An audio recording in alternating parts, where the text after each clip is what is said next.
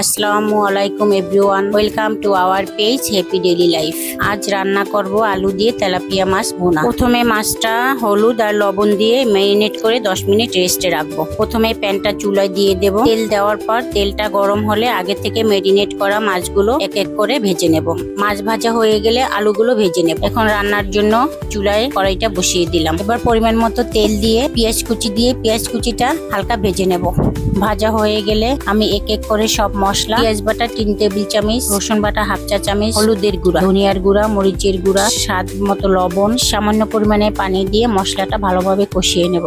আসলে এক একজনের রান্নার ধরন এক এক রকম, আর এক একজনের হাতের রান্নার টেস্টও এক এক রকম। এত ভালো রাঁধুনি কিনা জানি না, আপনারা হয়তো আমার চেয়ে আরো ভালো রান্না করেন। আমার যেমন রান্না করি সেই রেসিপিটাই আপনাদের সাথে শেয়ার করতেছি। আসলে মশলাটা একটু ভালোভাবে সময় নিয়ে কষালে তরকারির টেস্ট ভালো আসে। এখন ভেজে রাখা আলুগুলো দিয়ে কিছুক্ষণ কষিয়ে নেব। কষানো হয়ে গেলে আগে থেকে রাখা ভাজা মাছগুলো দিয়ে দেব। মাছ রান্নার জন্য পরিমাণ মতো পানি দিয়ে দেব। এখন ঢাকনা দিয়ে 15 মিনিটের মতো মিডিয়াম হিটে রান্না করব। 15 মিনিট পর ঢাকনা উঠিয়ে দেখি আমার রান্নাটা প্রায় শেষ হয়ে গেছে। এখন ভাজা জিরার গুঁড়ি দিয়ে নামিয়ে নেব। এভাবে বাসায় সবাই ট্রাই করে দেখবেন, খেতে কেমন হয়েছে আমাকে কমেন্টে জানাবেন। সবাই ভালো থাকবেন। আল্লাহ হাফেজ।